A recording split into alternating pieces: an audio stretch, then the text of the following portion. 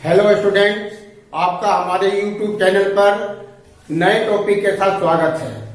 आज मैं आपको रोशनी किताब से सवाल जवाब का पेश करूंगा।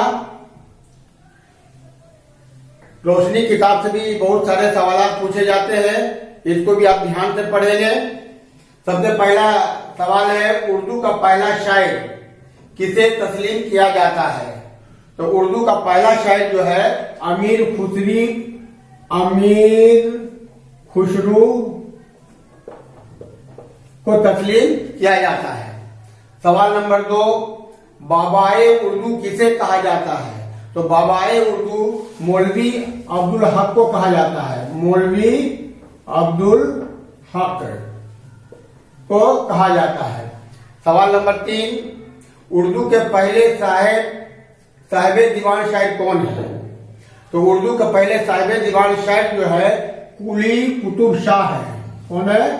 कुली कुतुब शाह।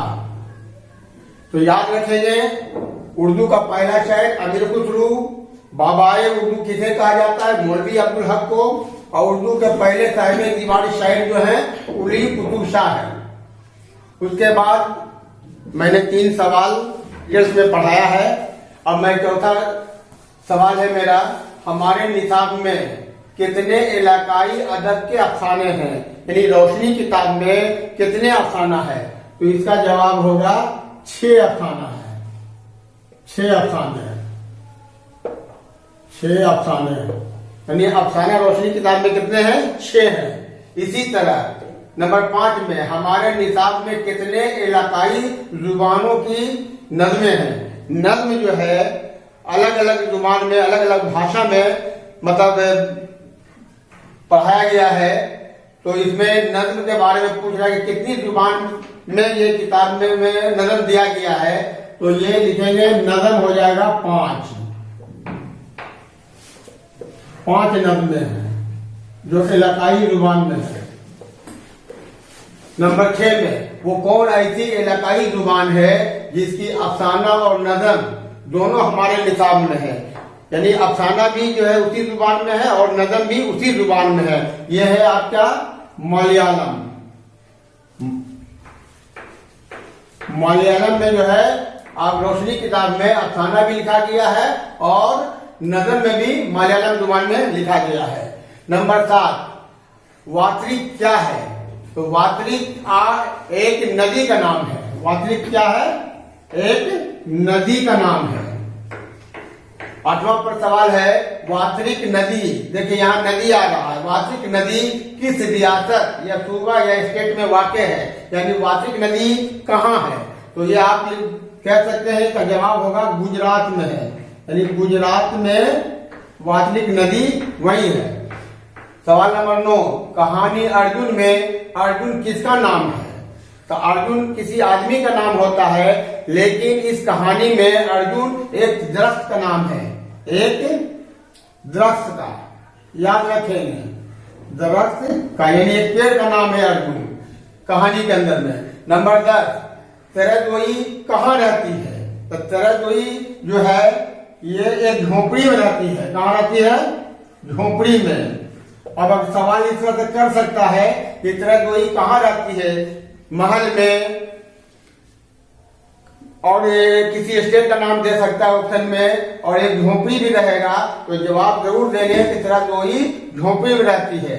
सवाल नंबर 11, तरजोई किस अफसाने का किरदार है? ये कहानी के अंदर तरजोई जो है वो किस कहानी में किरदार निभाया है? तो ये कहेंगे, इसका जवाब होगा खाली संदूक।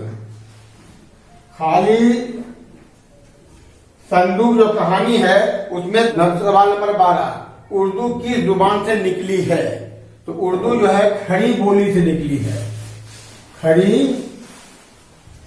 बोली। सवाल नंबर 13, उर्दू किस तहजीब की जुबान है? तो उर्दू जो है मुश्तरका जुबान है। मुश्तरका जुबान। उर्दू किस तहजीब की जुबान है? मुश्तरका जुबान। सवाल नंबर 14, उर्दू शायरी का पहला दागिस्तान कौन है? तो इसका जवाब होगा दबिस्तान दक्कन। 15, उर्दू की सबसे पहली नसरी किताब कौन सी है? तो इसका उर्दू का पहली नसरी किताब जो है मिराजुल आशिकीन है। मिराजुल आशिकीन। सवाल नंबर 16, पंजाबी अदब का आगाज किससे हुआ? तो पंजाबी अदब का आगाज गुरु नानक से हुआ है। गुरु नानक से। सवाल नंबर 17, मराठी शायरी के पहले शायर कौन है? तो पहले शायर है मुकुंद राज। मुकुंद राज नाम का शायर है जो मराठी के बहुत बड़े शायर माने जाते हैं। सवाल नंबर 18, अफसाना अंग्रेजिया बाबू में किस तहजीब पर तंज किया गया है? तो अंग्रेजी तहजीब पर तंज किया गया है। अंग्रेजी तहजीब पर।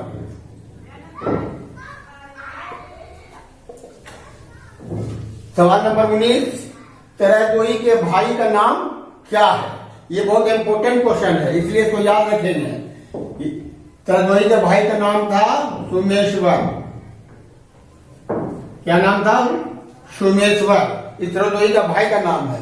20 नंबर में आइए, खाली संदूक किस रंग की थी? सियाह रंग की। सियाह माने काला रंग की थी।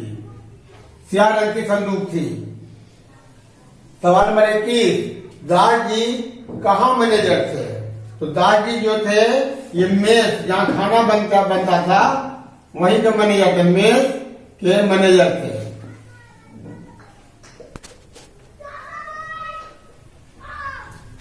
इसके बाद मैं आपको किरदार के बारे में तालिका बना करके बताऊंगा कि किस कहानी के कौन से किरदार हैं। रोशनी किताब में कई जुबानें उसमें लिखा गया है, कितने भाषाओं में लिखा गया है। तो इसको मैं कॉलम के बना करके मैं आपके सामने हाजिर कर रहा हूं ताकि आपको याद करने में आसानी हो। यहाँ लिखा हूं जुबान, यहाँ लिखे रियासत। रियासत माने होता है राज या स्टेट। तो देखेंगे आप, पहला सवाल बनता है कि मलयालम जुबान किस रियासत की जुबान है? तो मलयालम जुबान जो है, सवाल इस तरह से बनता है, मलयालम जुबान किस रियासत की जुबान है? तो ये जवाब इसका लिखेंगे केरल। केरल में मलयालम जुबान बोली जाती है। 2 नंबर में तमिल जुबान। तमिल जुबान जो है ये तमिलनाडु में बोली जाती है। इस तरह से 3 नंबर में कन्नड़ जुबान। कन्नड़ जुबान जो है कर्नाटक में बोली जाती है। कर्नाटक।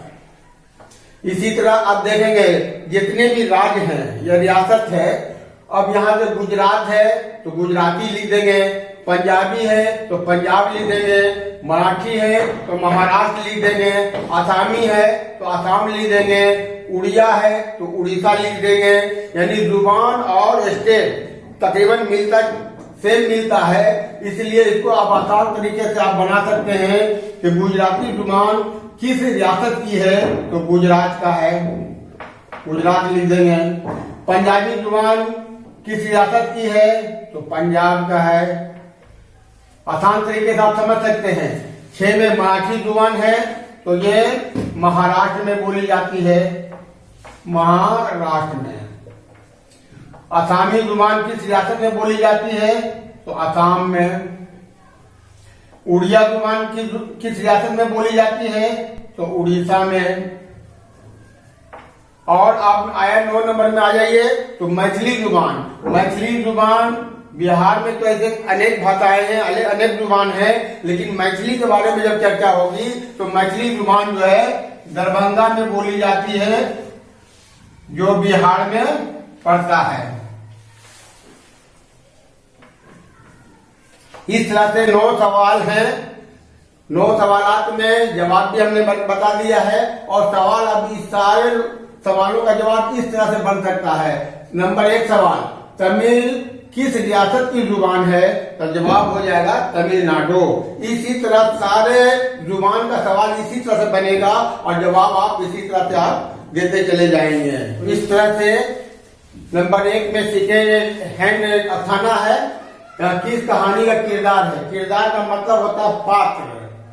तो आप समझ सकते हैं कि सेकेंड हैंड किस कहानी का किरदार है। तो यहाँ पे आपको मिटा देते हैं, यहाँ पे लिखते हैं किस कहानी का किरदार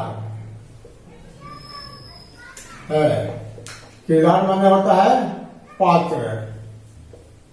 तो आप देखेंगे कि सेकेंड हैंड जो कहानी है इसमें जो पात्र है उसका नाम है गोपीनाथ।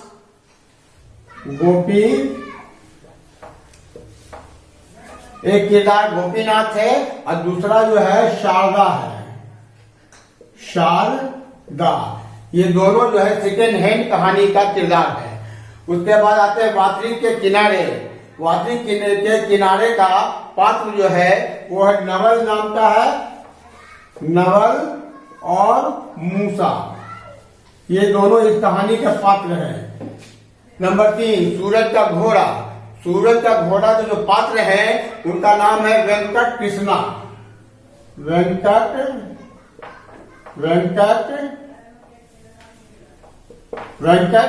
कृष्णा और मिस्टर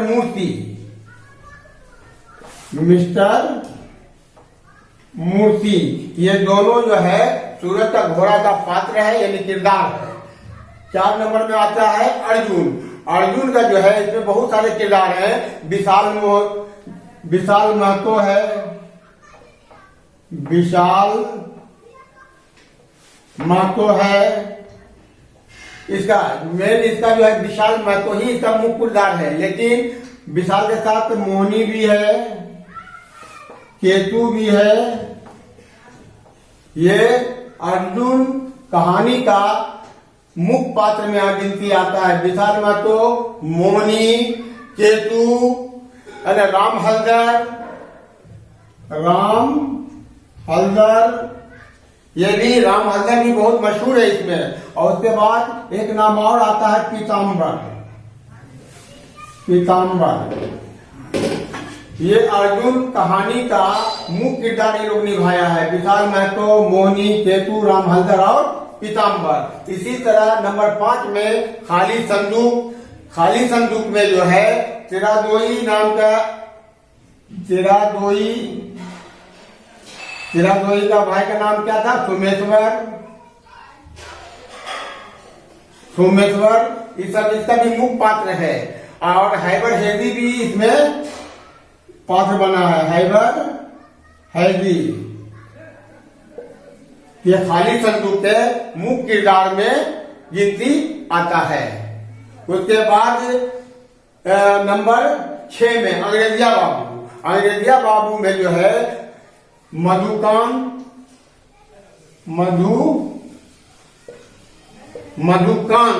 इसके बाद साहेब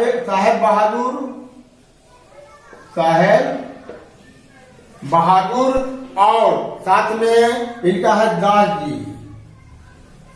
दास जी।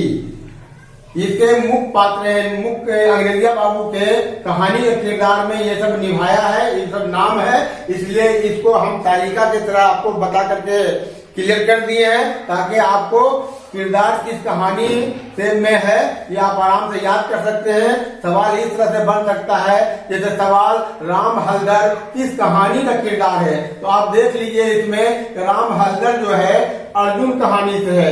इसका जवाब लिख सकते हैं अर्जुन। इसलिए आज का ये टॉपिक खत्म करते हैं। अगर आपको ये वीडियो पसंद आया होगा तो आप जरूर शेयर करेंगे और इसके बाद नए टॉपिक के साथ फिर मैं हाजिर हूँगा। खुदा हाफिज।